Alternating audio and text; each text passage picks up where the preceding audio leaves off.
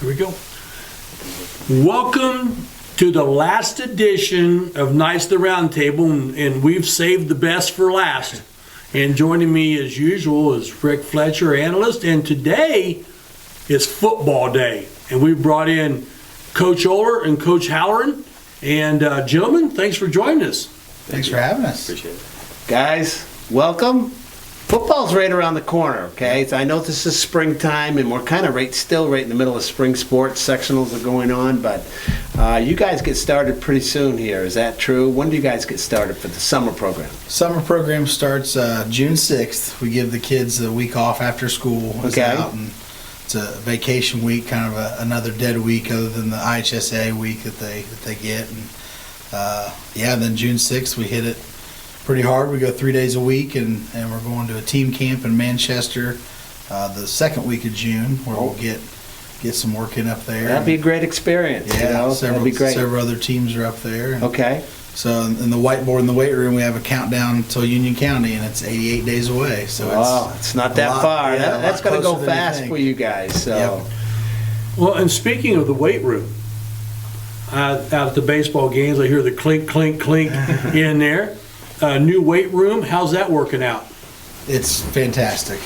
They created some space with the storage room that was next to the current weight room. So Steve Burge and the gang knocked a wall out, and then a company out of Illinois called, I believe it's Direct Fitness Solutions, came in, and all new flooring and 5 power half racks and 5 power clean platforms built into the floor. So now we've got some space to do some calisthenics and some sprint work if we want, and boxes, and all new bars, weights, belts, the whole deal. So it's been awesome. The kids love it.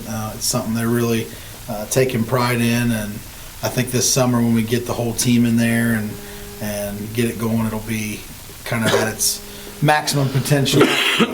Excuse me, allergies. That's springtime in Indiana. So Ryan, does it really make a big difference having a real weight room? My understanding is the weight room has improved a lot. Do we have a lot of participation? Oh, absolutely. With his classes and kids after school, we get the chance to get those younger kids in there faster. The 8th graders get a chance to work out after school. The freshmen who can't get in the class can work after school. So we're building that base as soon as we can, a lot sooner. We're not losing a year and a half waiting for their sophomore year and stuff like that. So it really gives us an advantage for schools that can't do this. All right. And we get great participation, great excitement. So. Well, talking about participation, well, and football is its own animal of numbers. It seems like numbers equates to more success over the long run. So what's the numbers going to look like for this year, you think? Well, you never know for sure until it's in August, right? I'm not can't hold me to anything, but 160. Hang on. I'm going to write this down and have you sign it in blood here. But we have a better idea now. We start, like I said, team camp. You got to have an idea of how many are going, but we've got over 50 on the roster right now. That's amazing. Wow. Which are kids who have either played last year, came to a call-out meeting, have come to lifting, have done something kind of giving you an indication that exactly. they want to play some football. And so, we're really happy with that. We have 20 incoming freshmen right now that have said they're playing football. Wow. That's a huge freshman class. Yeah, you kind of hope for 10 to 12 in each class. Right. So that's a great. It's a good group of kids, and we only lost 6 seniors. So those two things together, we go hopefully from around 35 the last few years to maybe make that jump up over 50, and it'll be awesome. Ryan, when we talk numbers like these, at this point, it really could cut down on people playing both ways on both sides of the ball. What does that do on a coaching standpoint of being able to have players concentrate just on defense or just on offense and that during practices and so forth? A lot of stuff, what it does is it helps you split up your practice time a little bit better. Where if you got a completely separate offense and a separate defense, they can specialize a little bit more for their offense at the same time while defense is practicing. Another good thing is you can have number ones go against number ones, so you can increase your competition in practice. For us, though, I think because we have quite a few multi-sport athletes, you want as many athletes on the field as you can, but having a whole bunch of players allows you to have a better scout team on both sides. Right. And the better you can provide a scout team, the better looks you're going to get during practice, the better you're going to see it on Friday night. It's going to really significantly help JV program. Now you can field a full JV squad. Absolutely, and all those extra reps that they get a chance to play after practicing Right. hard all week. They get Yeah. a chance to play in games and help us out. And again, the more kids you can have, you can almost do separate with special teams. You can get a lot more done. You can get it done at a higher level, and the more times you can do that at a higher level, even those young guys are getting high quality reps against guys bigger than them or faster than them, and you can coach them. That's usually what happens. If he's running the offense, I'm doing a scout defense, and I'm coaching up those younger kids as much as I can. So any chance we can get that extra coaching for those kids, the better they're going to develop, and it makes us better at the varsity level eventually. All right, we're going to talk about specific players in a couple minutes here, but right now, just tell us who your coaching staff is, who's coming back, anybody new. I know, Wes, you're the head coach, but you're specifically offense is what you're doing, Yep. and Ryan's the assistant coach and your defensive coordinator. So tell us about your coaching staff, who you got, and who's coming back. We've got the two of us, and then Jamie Mastriano is back again. He does the special teams. Yeah. And coaches positions on each side of the ball. And then we've got Lee Reed back, which does our offensive defensive line. Right. And he's our JV head coach and calls the defense for the JV. And then we're pretty sure that Shane Berry is going to be on our staff this year. Well, that'd be nice. Helping with the JV level and also coaching running backs and helping out with linebackers.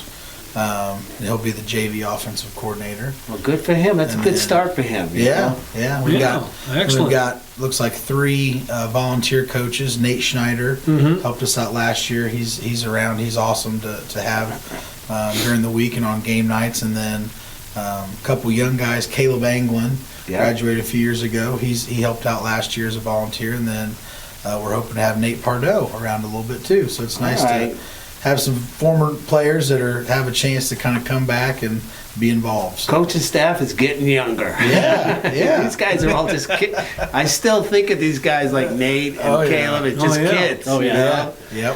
Yep. And they're always going to be just kids, I guess. But Yeah. you got to start somewhere, and it's a good place to start. So congratulations to them, and good for them. Yeah, absolutely. It's a good way to get So, involved. so here's what the millions that watch this that they want to know. I used to watch it, right? You used to watch it. Kicking. Oh boy. Do we have a field goal kicker and a PAT kicker, you think? We're going to find out, but we have some candidates, I believe, some solid candidates. We had a young man move in named Lucas Higdon, who's going to be a senior. That's all right. We'll take that. I've heard is a pretty good kicker. And then actually an incoming freshman named Marshall Phillips is also a I've heard that. good kicker. So Good. we may have some competition for kicking. my I don't know. Oh, All come right. on. So let me add. All right. I don't want to put you guys on the spot, but let me put you on the spot. The kicking game at Northeastern since I've been around has been kind of atrocious. It's been tough, yeah. It's been tough. I'll be kind. What is the difficulty in developing a kicker? I mean, or do you know? I mean, it's I couldn't develop a kicker because I don't know how to kick. Right. So, and I understand that. So, why is that difficulty? We see other schools they can develop kickers. Yeah, I don't know Ryan's opinion. I think a lot of the schools around us that have kickers have soccer. Yeah. When you look at Centerville and Yeah. Union County, these are teams that have soccer, or possibly kids that grew up playing soccer up to a certain point and then maybe don't play if they're Hagerstown doesn't have soccer, we don't have soccer. I don't feel like a lot of our kids have played soccer, or at least they did. They're not on the football team. Yeah, right. Yeah, I understand. So, and at that point, it's really hard to teach that if you haven't gotten those reps kind of growing up. Yeah. Especially, you have your toe basher linemen that kick straight on, but a lot of times your chances of going With for the two are square better toe than that. shoe, Yeah, yeah. exactly. But I'm excited. I think your kickoff game, your field position game is where I'm the most excited, and I'm sure he is as a D coordinator. And I agree with that. Yes, instead of starting at the We only start 40 or the 50 to 45, 50, yeah. Yeah. We can hopefully, kick it deep and let our guys go, pin them down inside the 25-20, and that's a huge advantage. If you can make your opponent start every time inside that 25, Yeah, that's you're a in good win-win shape. situation. Yeah. And if you had in your back pocket someone who could kick even a 30-yard field goal, Right. Hey, you're going to find yourself in that spot Yep. at some point. If you can find somebody who can do that, then Yeah. it gives you an advantage. It really does. Everybody makes fun of the kickers, but I tell you what, who's kicking the field goals in the NFL to win the games? It's the Yep. kickers, That's okay? right. So, well, good luck finding a kicker Thank you. and developing a kicker, and maybe we'll send them. I don't know who has soccer around here, but we'll start pilfering those soccer players, so we can start developing kickers. All right, so we've got some players coming back. Let's get into that. Carson Terrell's going to be your quarterback, I'm assuming. Yeah, it looks like it, yeah. Yeah, so he showed a lot of improvement between his sophomore and junior years, in my opinion. Yeah, I thought he had a really nice junior year. We threw the ball more than we did the year before his sophomore year, and he was playing well as a sophomore before getting hurt in the Union City game. But we expect him to have a really good year and kind of further his game and his leadership and on the field, and he's kind of the guy that everybody looks to on the offensive side of the ball to be a director out there and another coach, an extension of us on the field. And we think he's going to have some weapons to get the ball to. We're returning receivers. We have Noah Ammerman and Wes Hunt, which are two pretty nice athletes to have. A couple on of the speed outside. guys, really. Yep, one of them a track guy, and Wes is a really good athlete and fast. And then we've got some slot receivers. Connor Archie's coming back, was mainly a defensive player last year, but So he'll be a junior upcoming yep, year. Okay. upcoming junior. Yeah, He looks like he's a good athlete too. yeah, I mean, and yeah. he's got that experience on the defensive side. He's a good blocker, has good hands and speed. And then you've got Eli Himmelgarn coming back as another kind of potential inside receiver. And Right. Then, hopefully Dylan Isaacs in the backfield with Carson, and another good athlete. Yeah, big kid with experience on both sides of the ball. So when we look at how many kids we have coming back on each side, there's a lot of experience, and hopefully it helps us when we're getting ready, because there's a lot of knowledge already there. Yeah. We're not reteaching all stuff. So Ryan, no matter how many skills guys you have, it all starts up front when you're talking about football. You got linemen, okay? So what are we going to look at as far as the line goes? Offensive line, I think you've got quite a few guys coming back. Three coming back. Yep. Looking for a bit on defense. Yeah.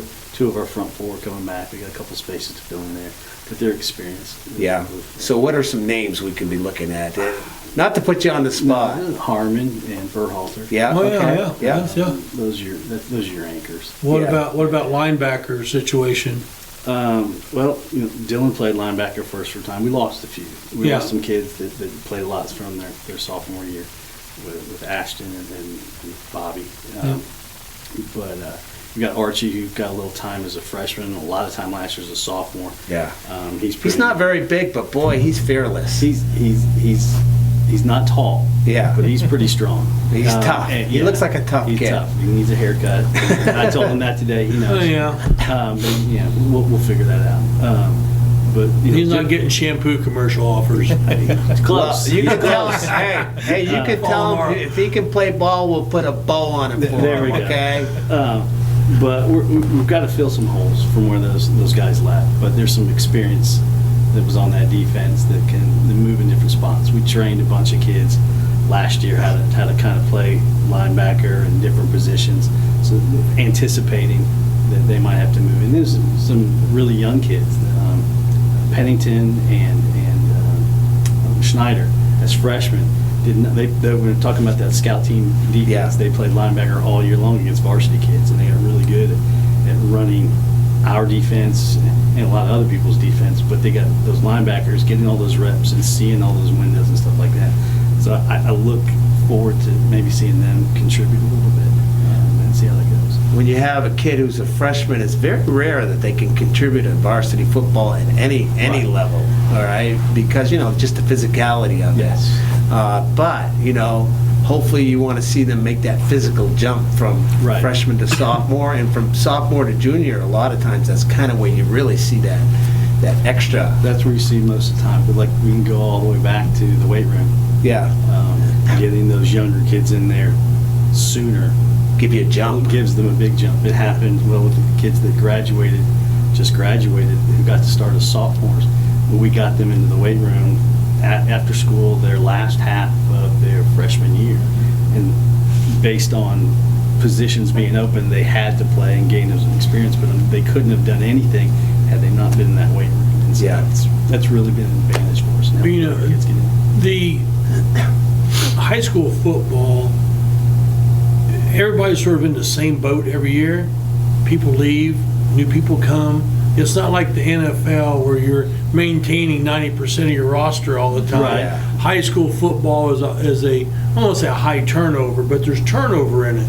And I would have to sit back this year and think that the team that probably might be the favorite in the conference probably would be Centerville again, just by the sheer numbers that they're returning.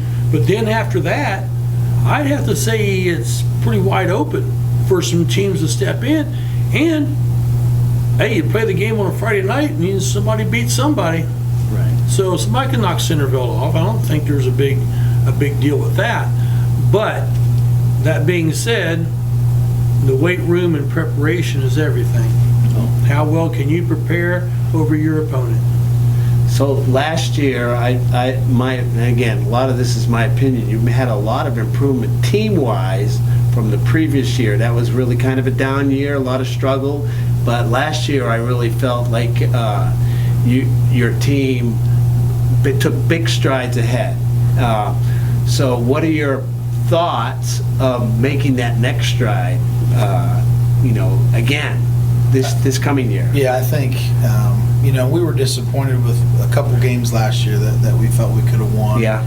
At Edinburgh was definitely a game that It was a great we should've game. won. Yeah, it was. We kind of probably gave it fun up. to watch. Yeah. It was fun to watch. Fun to watch. We kind of gave it up, though. Yeah, and then we have a game where we played pretty well against Tri, and we were a little COVID game. Decimated by COVID, which everybody experienced last year.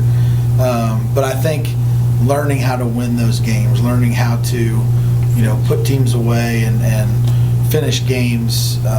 Again, like you said, another big one I'll give you, improvement. Wes, is that dreaded Shenandoah game where you just Yeah. started slow and we're coming on and coming on. I mean, Yeah. you start normal, you're in that game to the end, Yeah. and you're going in for the win. So, Yeah, so so- there were some games that could have been translated the other way around. Yeah, our record could have been 2 or 3 games better, but we learned. Hopefully, Yeah. we learned, and a couple of those lessons are finishing games. But in both those, Edinburgh and Shenandoah, it was the start to the game that killed us. Right. Down 14-0, down 28-0. Yeah. And Yeah. then we take the lead in one of those games, and we have the ball only down 1 score in the other game against Shenandoah.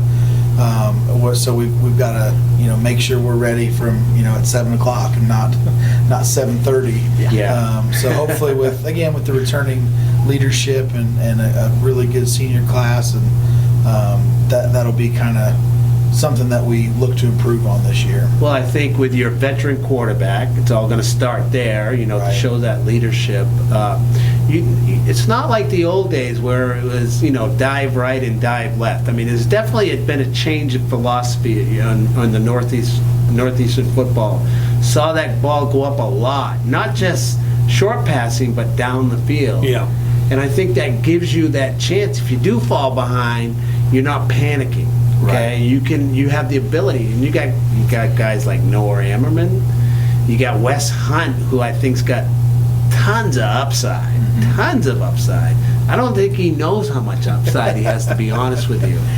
And so, just those two guys right there, and they're not the only ones either that, you could find some explosive offense there.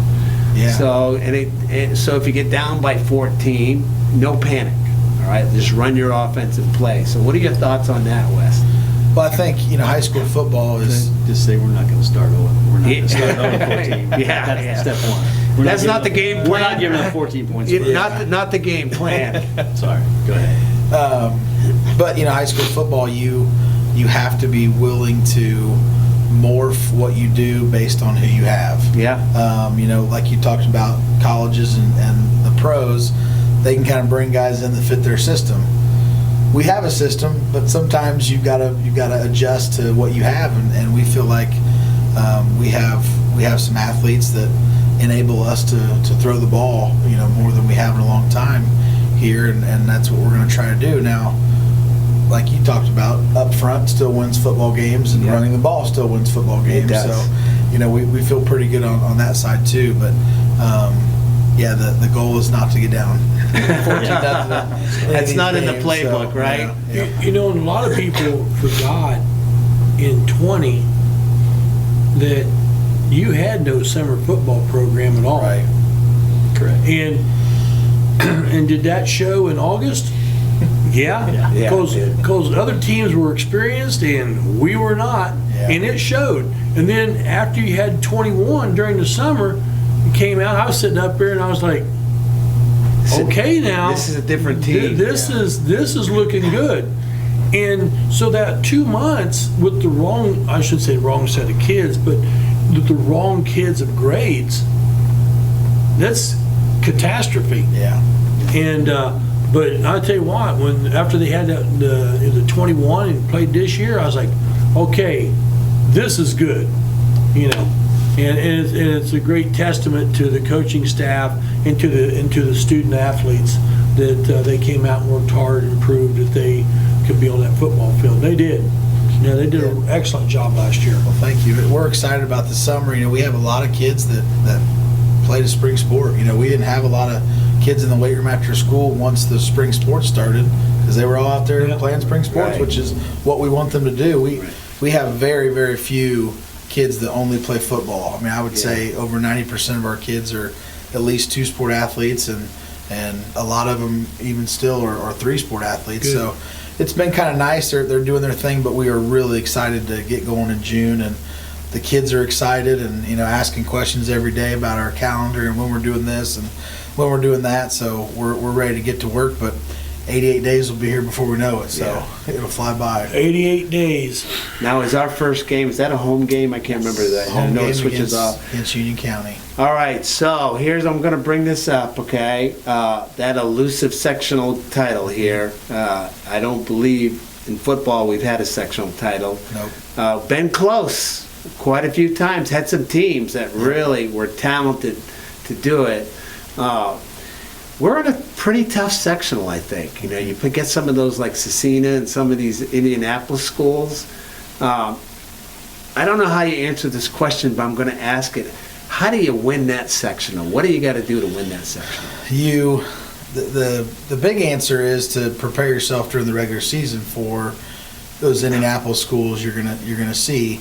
Our conference with 9 teams, you only have one non-conference game that you can play around with. Yeah. And that's been Shenandoah for the last few years, which has been a good game for us, a team that's in our sectional and still is. But Cecina's out of our sectional, but then Indianapolis Ritter is in. Right, okay. We still have Heritage Christian. We pulled Lapels down, which is another really good 2A team. Union County's in ours, and then you still have Winchester and Eastern Hancock and Shenandoah. So there's good teams everywhere. Yeah, I'm not yeah, sure there are there's a not lot of really a teams. great draw to be had, but that's got to be goal number one for us is to compete and win a TEC title. But it's also along the way making sure that we're ready to compete in the sectional. And I've always kind of thought a football sectional, at least for our class and our area, is kind of the equivalent to a basketball or a baseball or softball regional. Yeah. Because that's, in those sports, it's kind of just the conference local teams in the sectional. Then when you get to the regional, you have your indie schools and Right. some of your other schools across the state, Terre Haute and those kind of schools. That's a good analogy. But they're in our sectional. We could draw Heritage Christian week 1 Yeah. and then the tournament. So you have to be ready to play those games and against teams that have maybe played a tougher schedule. The Indianapolis schools play other Indianapolis schools and sometimes 3 and 4A schools, and so they're ready for the tournament and, Yeah. and they're talented. So Well, it goes back to the old days of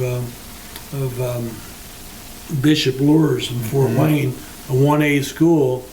How many times did they go into the sectional 2 or 3 games under 500 Right. and win the state, and there's 1 game above 500 with the state win? Yep. People used to be like that. Yeah. Yeah. Going with the Yeah, that's 4 and another 5 one. record and then walk Yeah. all the way through. Yeah. Is Shenandoah still on the schedule for this coming year? Yes. They are, okay. we're there this year, week 7. Okay, Yeah. all right. So it's going to be same teams as last year? Yep. Just switch home and away games? Yep. Yeah. Is there any, and you We might might play not know. Lincoln this year. What's that? We Yeah. might play Lincoln this year. Well, We're hoping. Yeah. Are they struggling with numbers, or do you know? They did last year. Yeah. We have not heard much, but we're hoping they. Have a team. Yep. Yep.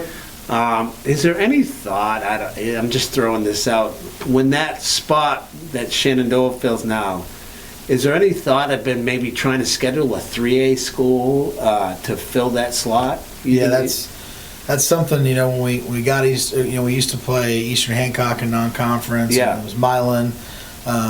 There's a lot of factors, and part of it is you want to make sure you're kind of matching that opponent for your skill level. Yeah, You don't yeah. want to schedule somebody that's gonna beat you by 70 No, either. I but, understand, yeah. So recently Shenandoah's been a good game for us, and they've got the better end of the deal the last few years, and we're hoping to get them this year. But they've been a really strong 2A football program, especially in our area the last 5 or 6 years. I know in the summertime you'll face a lot of 3A Right. competition in the various, Yeah, and I'll try to. our scrimmage this year is a 3A opponent in Belmont. Belmont, So that- okay, that's that- something different. Yeah, then. so they'll come here this year, and then we'll go there next nice. year. So Oh, that'll be good to That's see a- somebody different. Yeah, yeah. So, and like I said, it's tough. You just don't have a lot of schedule flexibility like you do No. in the sports that Yeah. play 20 games, 25 games. Right. So And, it's, and the it's other thing tough. is, most football schedules are 6-7 years out. Yeah. Right. And to try to figure out, okay, are we going to be here in 6 or 7 years? You might as well take the 8 ball and Yep. shake it up and see what happens on that. And it's hard. Yeah. You just guess, and then you're guessing if they're even going to be any good. And then they have to have an opening Yeah. the same week that you Yeah. have your opening. Right. So it's tough to schedule, Yeah. manipulate the schedule. It's not like basketball, you can pick a night, Right. hopefully, and if you can find some officials. Yep. Well, that's the other thing. We need referees. Yeah. So that's a big call out. In fact, we're kicking around starting a referee class here for our students. So when they get out of high school, they could go right into refereeing, or in fact, they could even referee 7th and 8th grade games and stuff like that. Our high school kids could. So we're kicking it around to try that, and it's also a PE credit, which would take some load off of your weight room, which is a very popular class, by the way. So we're going to try and look at that, and because the officiating shortage is Serious. serious, it's a real issue right now. yeah. So Well, you had a good cheer block last year. Oh, yeah. So I'm going to say right now, show up and be twice as good, guys. Yeah. You were great last year. well, gentlemen, we've been about 30 minutes here. We could go, again, I'm going to say this, we say this every time we have the coaches in, Jerry, we go for an hour. And we didn't touch We hardly touch. on the middle school golf coaches. We didn't hardly touch on that. And Wes is a busy man. He's got 4 kids that, all play in sports now. So him and his wife are, he's lucky he's got a great wife. That's all I can say. She probably keeps that ship running smoothly. Yes. Ryan's wanting to hit the ball long and straight, right? We work on fundamentals. I happen to participate sometimes. So this being our last one, Jerry. Yep. We'll probably come back in the fall, do a few more of these. Yep. Hey, thanks for coming in, guys. We really appreciate it. I want to thanks wish for you the having us. best. Thank you very Thank you. much. We like to see some wins, all right? Nothing wrong with winning. Winning's better than losing. I've learned that over the years. You just feels good. You come to work, it's easier. Yeah, absolutely. There's a good vibe around the school when you're on a winning Food streak. tastes better. Food, Yeah, everything's air's better cleaner. with winning. It just happens to be that It's like way. having a Ritz cracker. Yeah. Just everything's better on a Ritz. Yeah. So, good luck, and then we'll be there watching, and we'll probably have you back, in the fall. We'll talk to you after the games like we've been Okay. doing, so, Well, looking forward to it. I'm going to wrap her up. Thank you very much. So, thanks for joining us on Knights of the Round Table, and Coach Halloran and Coach Oler, and for Rick Fletcher, I'm Jerry Middleton. It's 88 days until the Union County game, but what's more sad than that is probably less than 80 days till school starts. It's been a good night.